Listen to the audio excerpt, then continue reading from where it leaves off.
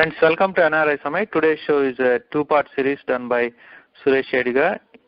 This is the second of the two parts. In the first part, he spoke to Dr. Joan Mencher, Chairman and Managing Director at the NGO called the Second Chance.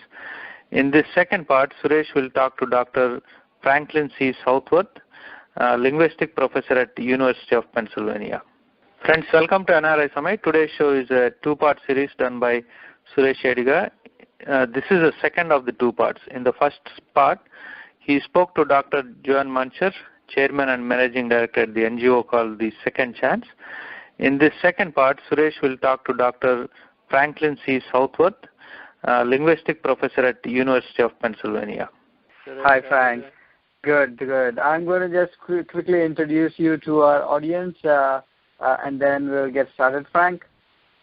So listeners, Frank completed his PhD in linguistics from Yale University, and then he went on to teach a lot of South Asian languages, which include Nepali, Marathi, Urdu, Hindi, and he also taught extensively at the University of Pennsylvania.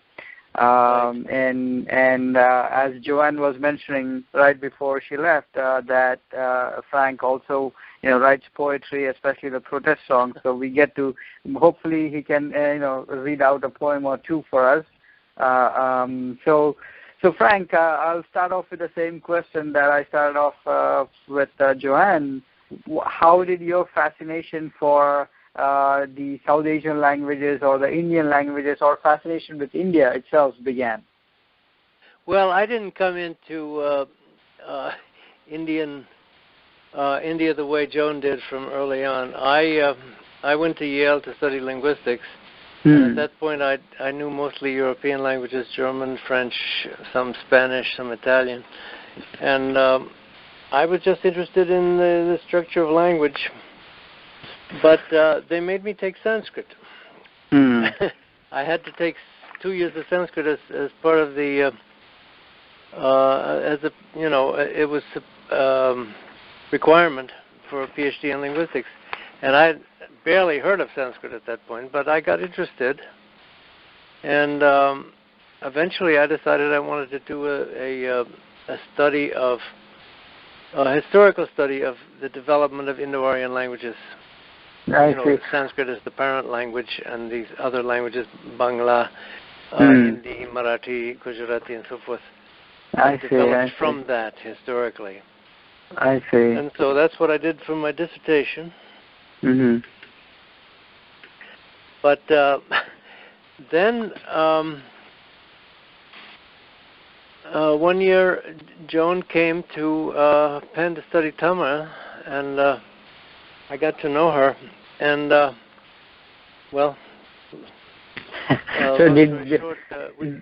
did she drag you to India then after that? Well, yes, we got married and we went to India, and I learned some Tamil, I realized that something I hadn't known.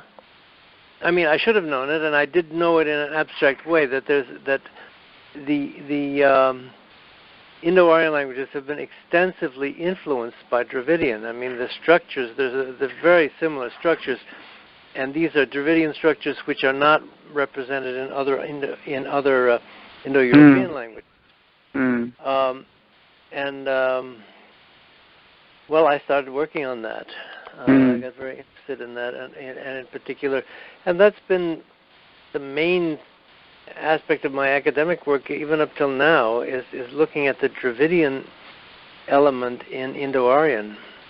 I see. And, trying to trace how far back it went, and it actually went quite far back, and went back probably before the arrival, I think, and this is very controversial. Some people don't agree with me. I think I have good evidence for this, that the Dravidians were there in India before Indo-Aryan speakers, and therefore when the Indo-Aryan speakers came into India, they came into an environment where Dravidian languages were already spoken. I see. And that's the influence begins from that time. But as I say, there are many people who disagree with me on this. Right. So it's the academic interest that drew you to India, and then you sort of pursued that back then, and you're still pursuing that even now. Well, I'm still pursuing that among other things. I got interested in some other aspects. One is the question of how the languages that developed after independence, forms of Indian languages that developed after Indian independence, particularly in Hindi, it's most particularly noticeable in Hindi. At the time of independence, the formal Hindi that we know now barely existed. I mean, there were a few writers who wrote in this, but the spoken language was mainly what has been called Hindustani. I see. Now, many people will tell you now that such a language never existed, but it's not true. It was the colloquial language, and it used a great deal of Urdu. Right. The word for heart that children learn growing up is dil, which is the Urdu word, and Arabic actually. And when they go to school, they're told to say hriday, which is the formal word. But one of the effects of this was that it disenfranchised the uneducated. Because they were not able to either follow the language, and they were not because their own languages that they learned, particularly village languages, were so different. It was very difficult for them to learn this new formal language in school, and that's been a problem even today. Right. And I also I actually made a study of that in Kerala.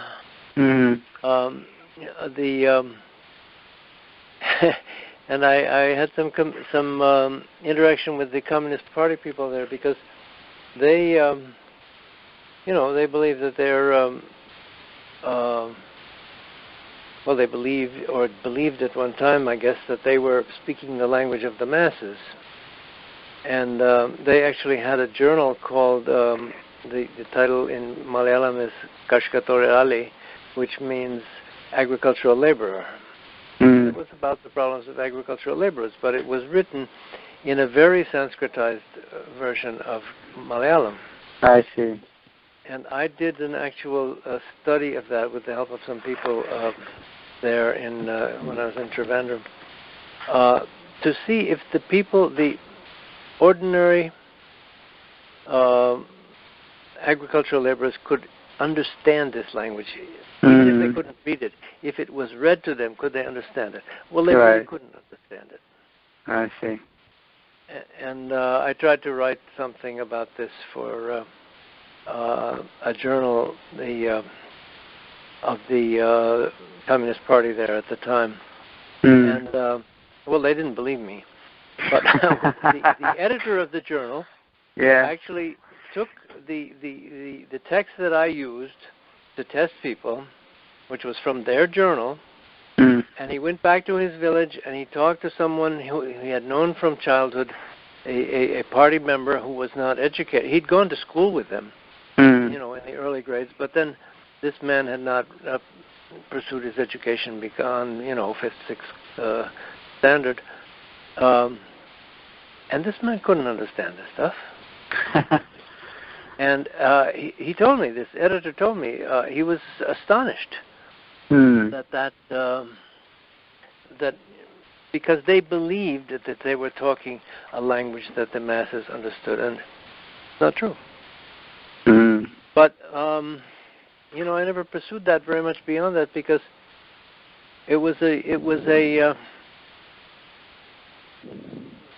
there was no one who would, in India, who was willing to really think very seriously about it. Right. Now, it's been a while since I did that. That was 70s, 80s, maybe. I see. And I don't know what the situation is, but at one time, Hindustani was the language of the cinema. Mm-hmm. That's what they talked in the cinema. Now it's changed. I mean, the cinema varies. There are films that use that still, but there are also films that use a much more formal, Right. educated Sanskritized Hindi.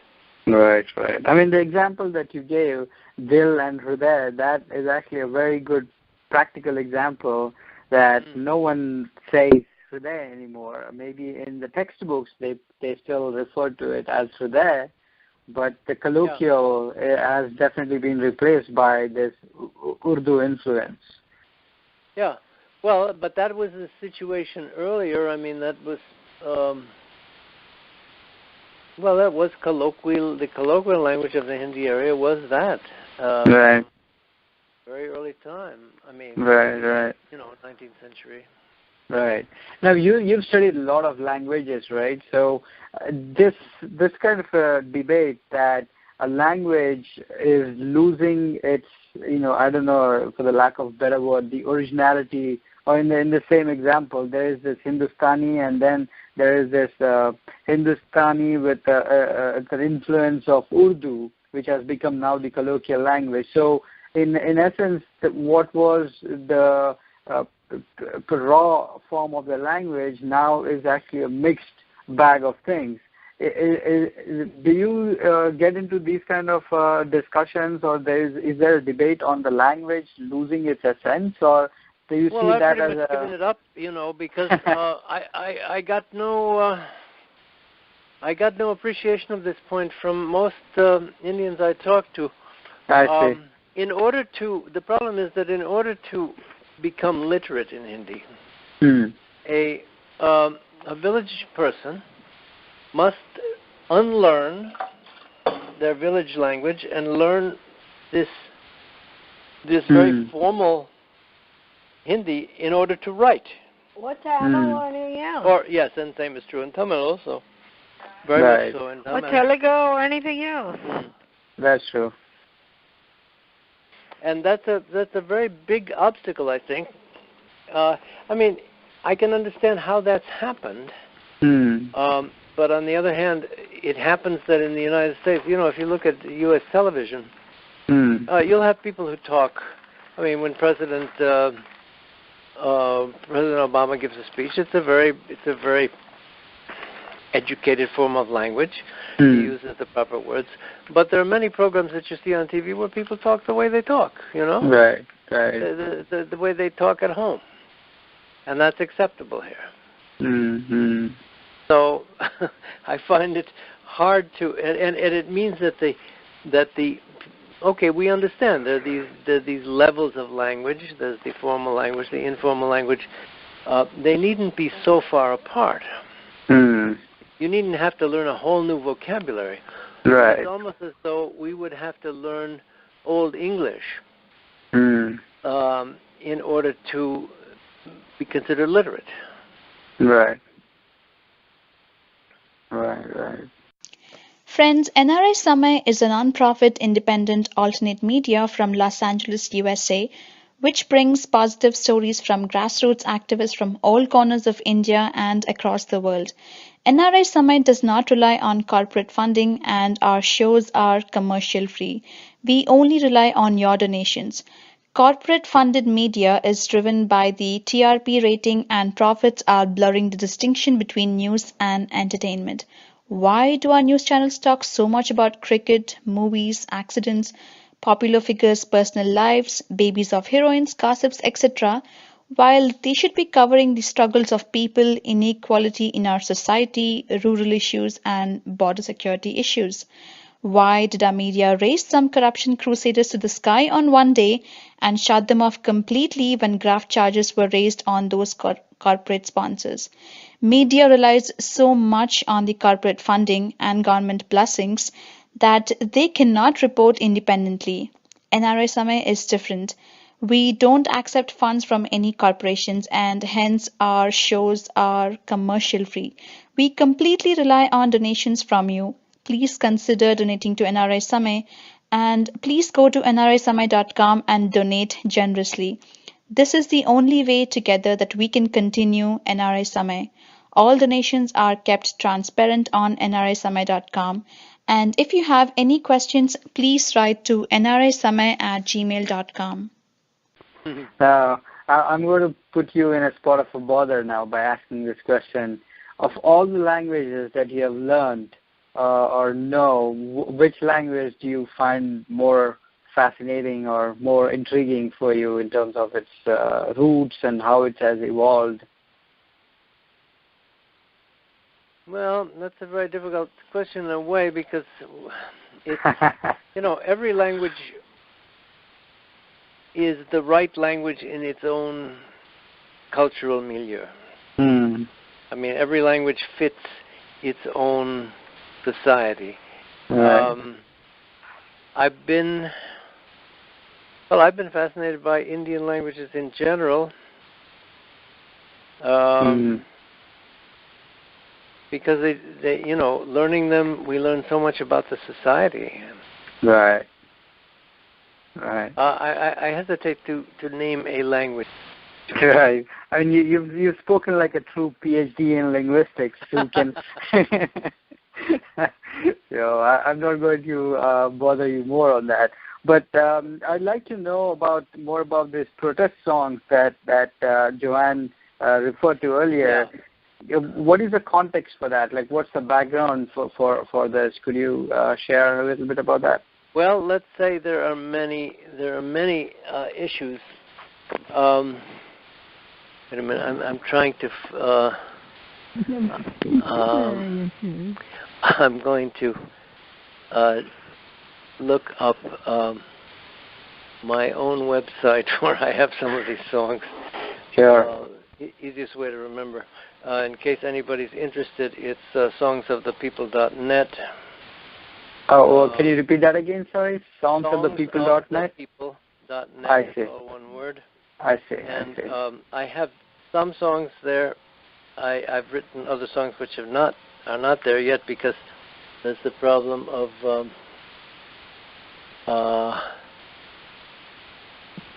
recording, which cost me some money and some time, and I sometimes take a while to get around to doing the recording.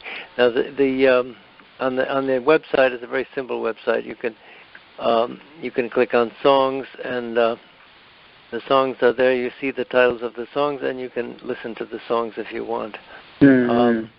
I have how many? I have 6 songs there. I'll tell you their titles. One is Global Food, about the problem of globalization of agriculture. One is Listen to the Water, which is the problem about, what's happening to the world water supply. Another is Healthcare Blues, problem about healthcare, particularly in the United States, but other places as well, and in most of the world, actually. Talk about global food and that kind of I mean, there's a couple of other songs which are, maybe less significant in terms of their political importance. One is a song about tobacco, the tobacco companies. I could quote you some of the words if you'd like. Sure, yeah. Why don't you read any one of your poems? Why don't you just send that to him? I could send it to you, yeah. It's easy. Yeah, I mean... I could send you the lyrics. But do you have an audience there? Yeah, please. If you can read it, a few lines from your poem, that would be great. Okay, let me... Hurricanes and earthquakes and tsunamis are natural forces, we are told. But poverty and sickness and hunger are subject to human control. Then why do some people keep pretending that hunger is as natural as rain? And why then are millions going hungry when the silos are full of grain? A better world is possible, but only when we all understand that poverty and hunger don't just happen. They have to be carefully planned. The powers of the world came together to clean up the economic mess. They said they had a plan that would save the world, but it failed when they put it to the test. They told us free trade was the answer, that a rising tide would lift up every boat. But they never cared to notice that a vessel with a hole in the bottom cannot float. A better world is possible, but only when we all bear in mind that harm done to any human being brings harm to all man and womankind. Very nice. Would you like another one? Yeah, sure, if you can. Okay. So while you're looking for it, do you write this for any particular organization, or you just write it for yourself and put it on the web? And I don't have an organization. No, I'm writing them for myself. I perform some of these. I see. I see. But you know, I'm realizing now that I'm not finding the latest words. There's another verse to that one which this is called "How Does It Feel to Go Hungry?" Mm-hmm. How does it feel to go hungry? It's a question we don't often hear. I don't know. I'm looking at the wrong view of this. Let me try it again. How does it feel to go hungry? It's a question we don't often hear. I don't know that I care to discuss it. It's a tale that might bore you, I fear. It's just something we all take for granted, a thing that we have to live through. When the rice from the harvest is finished, we just have to somehow make do. Some days we don't light the fire because there's nothing to put in the pot. We eat what we get when we get it. Sometimes it's nutritious, but often it's not. If you want to know what it feels like, you can join us and share in our lot. There's another verse.